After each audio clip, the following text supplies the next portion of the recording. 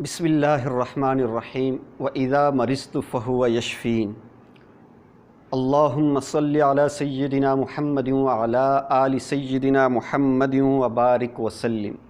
Corona ایک بیماری ہے اور اس کا علاج کے طور پر، دوائی کے طور پر ویکسین بنائی گئی اور وہ ویکسین لگوا رہے ہیں۔ تو اب آپ لوگ یہ کیا کہہ رہے ہیں کہ کرونا ویکسین کے شر سے بچنے کے لیے؟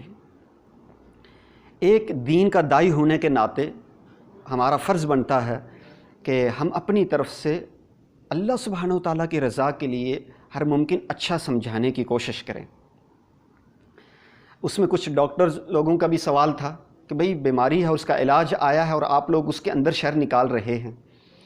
آج کی اس مجلس میں ہم اس حوالے سے عرض کرنا چاہ رہے ہیں کہ کرونا ویکسین کے اندر کیا شر ہے۔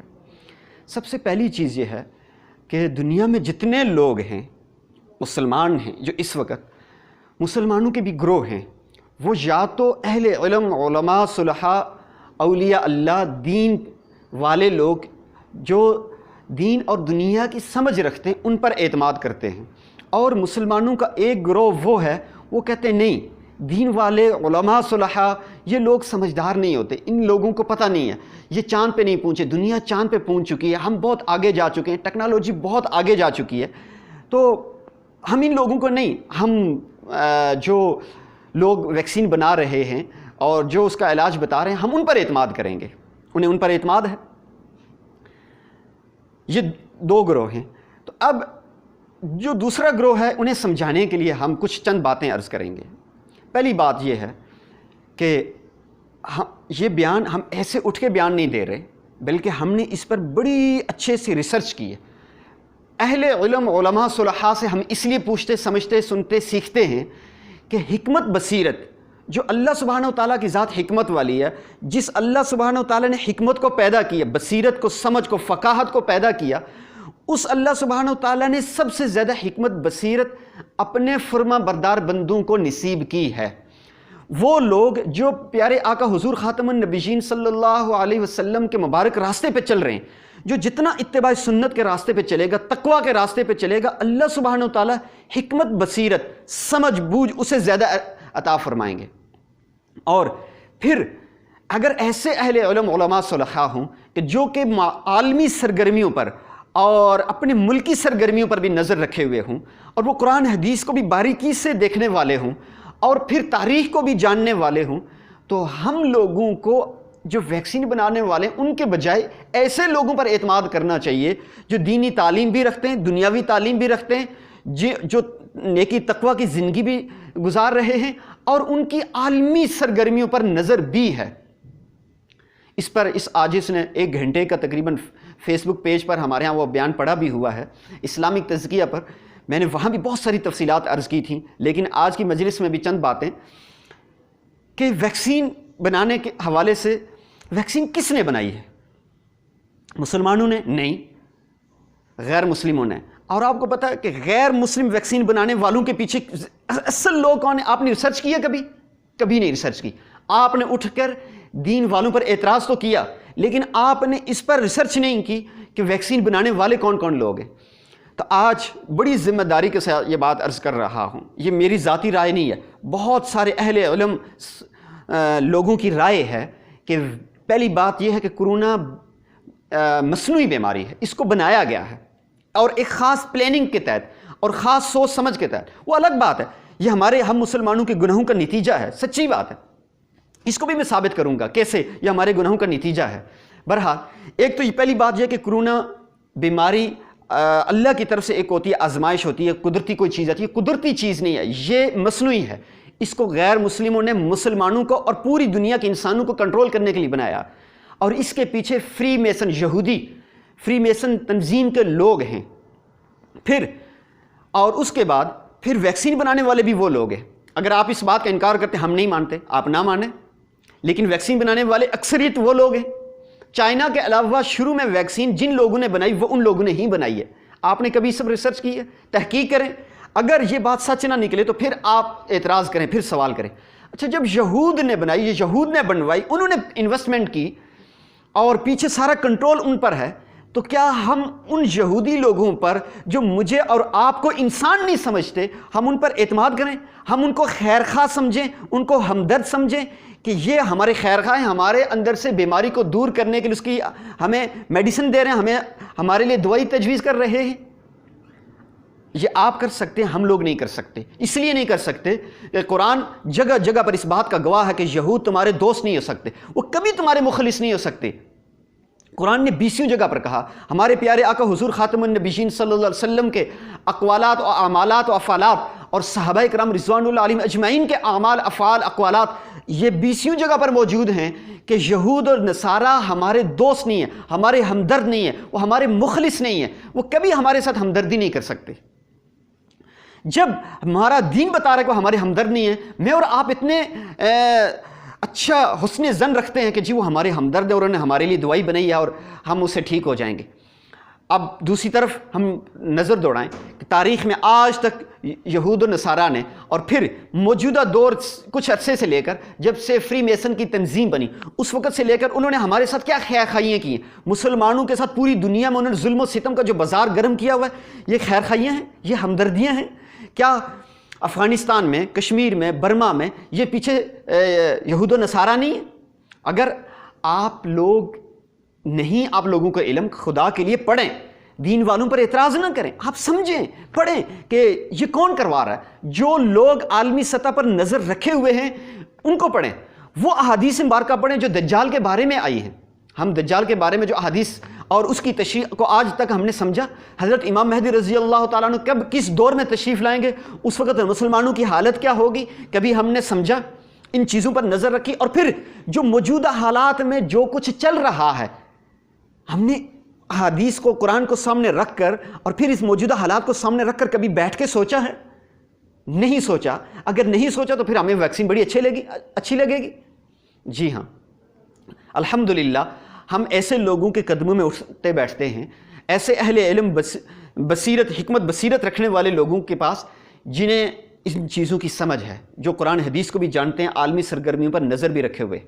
ان سے ہمیں یہ پتہ چلا ہے کہ یہ ویکسین جب بنائی گئی تو شروع میں انہوں نے ویکسین کے اجزاء کون سے ہوتے ہیں، ویکسین کے اندر ڈالا کیا گیا، نہیں بتایا۔ جب ڈاکٹرز لوگوں نے احتجاج کیا، سوالات پوچھے، اس کے بعد پھر انہوں نے چند ایک چیزیں دے دیں کہ بھئی یہ چیزیں ہم ڈال رہے ہیں۔ اچھا، اب میں اس کو تھوڑا سا اور آسان کر کے سمجھاؤں گا۔ میرے بیٹے کی پیدائش 2010 کے آخر میں، 2011 کے شروع میں پتہ چلا کہ بچے کے دل میں سوراخ ہے اور فوری طور پر آپریشن نہ کروایا تو آپ کا بیٹا مر جائے گا۔ یہ میرے ساتھ خود واقعہ پیش آیا ہے۔ مختصراً بات کر کے، راولپنڈی MHC کے اس کا ایک شعبہ ہے AFIC میں، جب یہ عاجز پہنچا تو پتہ چلا 3,25,000 روپے فوری طور پہ جمع کروانے گے، اس کے علاوہ 1.25 لاکھ روپے کا آپ کا ذاتی خرچہ ہوگا۔ تو جب بچے کے آپریشن کے حوالے سے وہاں پہنچے، پتہ چلا میرے جیسے 20 لوگ وہاں پر در بدر کی ٹھوکریں کھا رہے ہیں۔ میرا ایک قریبی جاننے والا وہاں بندہ نظر آ گیا جو ریڑھی لگاتا تھا کشمیر میں ایک جگہ، میں اسے خود ذاتی طور پہ جانتا تھا، مجھ سے ملا جا کے، میں آج بھی ملوا سکتا ہوں اس بندے سے جا کر۔ اس کے بچے کو دل کے اندر سوراخ تھا، اس نے کہا کہ میں نے آزاد کشمیر حکومت جو وزیر اعظم تھے سابقہ سردار عتیق صاحب، میں نے ان سے 80,000 روپے بیت المال سے منظور کروایا، باقی مجھے پیسے مل نہیں رہے اور یہ لوگ مجھ سے اتنے لاکھ روپے مانگ رہے ہیں بچے کے دل کے آپریشن کے لیے۔ یہ ایک واقعہ ہے۔ اس طرح کے وہاں آپ جائیں، پمز ہاسپٹل میں، بڑے بڑے پاکستان کے سرکاری ہاسپٹل میں جائیں، وہاں آپ کو سینکڑوں کی تعداد میں بچے ایسے نظر آئیں گے جن کے بڑے سیریس معاملات ہیں، ان کے ساتھ کوئی ہیلپ کرنے والا موجود نہیں ہے، ان کے لیے کوئی فنڈ نہیں ہے، کوئی ایسی چیز نہیں ہے، لیکن میرے اور آپ کے بچے کو زبردستی بندوق رکھ کے پولیو کے قطرے پلائے جا رہے ہیں، پولیو ویکسین پلائی جا رہی ہے۔ پتہ آپ کو باہر سے فنڈ آ رہا ہے، کون؟ یہود و نصارہ فنڈ دے رہے ہیں، میرے بچے کو پولیو نہ ہو جائے، وہ ٹانگ سے لنگڑا نہ ہو جائے۔ اور عجیب بات یہ ہے کہ اس کے بھی سائیڈ ایفیکٹ ڈھیروں موجود ہیں، اس کے بہت ساری چیزیں موجود ہیں۔ اور پھر میں خود ایسے بچے سے بھی ملا ہوں جس کو پولیو کے قطرے بچپن سے پلائے گا اور اس کو پولیو بھی ہو گیا، میں خود ایسے بچے سے ملا ہوں۔ بہرحال وہ ہمیں بندوق رکھ کے پلائے جا رہے۔ اب میرا سوال یہ ہے کہ بقیہ چیزوں میں میرے بچوں کے ساتھ ہمدردی نہیں، ایک پولیو کے معاملے میں میرے بچے کے ساتھ ہمدردی ہے، تو ہم اتنے سادہ کیوں بن جاتے ہیں؟ ہم دوسری چیزوں میں تو بڑے ذہین، بڑے ہوشیار، چلاک، سمجھدار بن جاتے ہیں۔ جب یہ چیزیں یہود و نصارہ کی یہ معاملات آتے ہیں، ہم کیوں نہیں سوچتے سمجھتے کہ میرے بچوں کو ویکسین زبردستی بندوق رکھ کے ویکسین پلائی جا رہی ہے، اور بقیہ جب میرے بچوں کے معاملات ہوتے ہیں مجھے پوچھا بھی نہیں جاتا۔ میں اس مشکل وقت سے گزرا ہوں، میرے بہت سارے قریبی لوگ جاننے والے ہیں کہ بہت مشکل وقت سے گزرا ہوں, حکومت کوئی ہیلپ نہیں کرتی. وہاں BCO لوگ آج بھی ہاسپٹل کے باہر جا کے آپ کھڑے ہو جائیں, لوگوں سے پوچھنا شروع کر دیں, آپ کو پتہ لگ جائے گا یہ کیوں, ایک ہی چیز کے معاملے میں یہ ایسا کیوں ہے. اور اگلی بات یہ ہے کہ ہم یہود و نصارہ کے بارے میں اگر اتنے ہم حسن ظن رکھتے ہیں کہ وہ بڑے اچھے لوگ ہیں, انہوں نے بیماری کا علاج کیا ہے, اور ہم اس بات کو, علماء کی بات کو نہیں سنتے, نہیں مانتے, بہت سارے معاملات کو ہم اس طرف نظر نہیں دوڑاتے. جو کرونا کے دوران ابھی جو چیزیں آئی گئی, شروع سے لے کر اگر ہم نے نظر نہیں دوڑائی, شروع میں کیا کہا گیا کہ کرونا کی بیماری کیسے ہے, اس کو ہاتھ لگایا, اس کو یہ کیا, وہ کیا, فلاں کیا, کرونا ہو جائے گا. پھر دن بدن اس کے معاملات کیسے چینج ہوتے جائے, پھر گلوز پہ اور ماسک پہ بات آئی, پھر گلوز بھی ختم ہو گئے اور پھر خالی ماسک پہ بات رہ گئی. ٹھیک ہے, مسجدیں بند کی گئی, بیت اللہ شریف اور مسجد نبوی شریف بند کی گئی, کنٹرول کیا گیا. اور اب ان کے سسٹم موبائل پہ جا کے آپ اجازت لیں گے مسجد نبوی شریف میں روزہ پاک پہ حاضری کے لیے, ریاض الجنہ میں حاضری کے لیے, وہ سسٹم آپ کو اجازت دے گا, آپ جا سکتے ہیں. غور فکر کیا آپ نے؟ آپ کے حرم شریف سے قرآن پاک اٹھائے گئے, مسجد نبوی شریف کے اندر سے قرآن پاک اٹھائے گئے کہ کرونا ہو جائے گا. آپ نے وہ حدیث پڑھی کہ مدینہ طیبہ کے اندر وبا داخل نہیں ہو سکتی, آپ نے کبھی سنا پڑا ہے؟ لیکن ہم لوگ, کیونکہ ہم غلامی کی طرف جا رہے ہیں, بحیثیت مسلمان پوری دنیا کے مسلمان غلامی کی طرف جا رہے ہیں, ہم ان چیزوں کی طرف, ہم یہود و نصارہ کی باتوں پر اعتماد کر رہے ہیں, قرآن حدیث کی بات پہ اعتماد نہیں کر رہے. آپ کو پتہ ہے سب سے زیادہ کرونا غلط جگہوں پر ہوا ہے, اور جو دین والی جگہیں تھیں, مسجد تھی, مدارس, وہاں کرونا کے ریشو بالکل نہیں تھا. اور کرونا کے حوالے سے اگلی بات بتا دو, کرونا وبا نہیں ہے, بیماری موجود ہے. میرے گھر میں میرے سگے بھائی کو بیماری آئی تھی لیکن وبا نہیں ہے. وبا ہوتی تو وبا کا مطلب یہ ہوتا کہ اس جگہ وبا آئی, یہاں بہت سارے لوگ اکٹھے مر جائیں, جانور مر جائیں.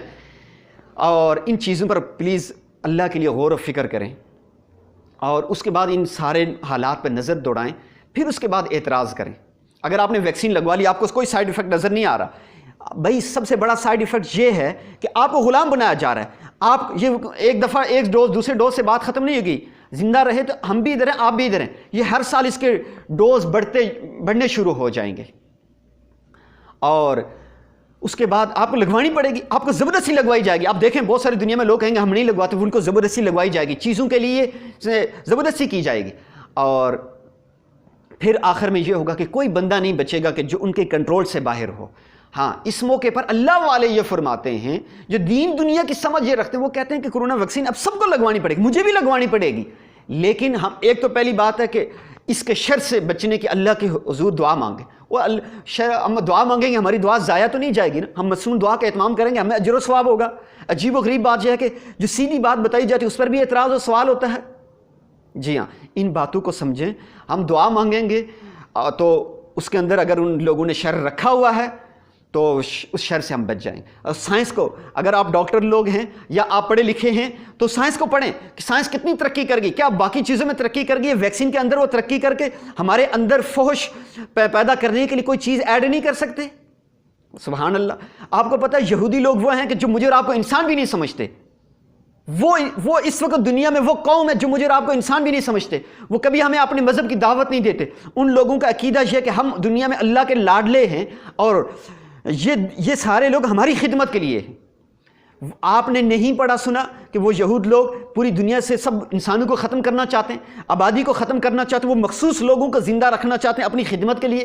وہ کبھی اپنے مذہب کی تبلیغ نہیں کرتے. کیوں نہیں کرتے؟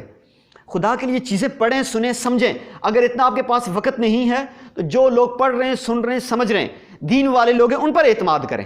اللہ پاک مجھے اور آپ کو ساری زندگی حق سچ والا راستہ نصیب فرمائے, صراط مستقیم نصیب فرمائے, دجال کے فتنے سے بچا کے رکھیں. اور جو ہمارے گناہوں کی وجہ سے یہ وبال آیا, یہ ہماری بے حیائی, اللہ سے دوری, اللہ کو ناراض کرنے والے اعمال کی وجہ سے یہ جو ہمارے اوپر مصیبت آئی ہوئی ہے, اللہ پاک اس سے میری اور آپ کی اور ہماری ہم سب کی نسلوں کی اللہ پاک حفاظت فرمائے.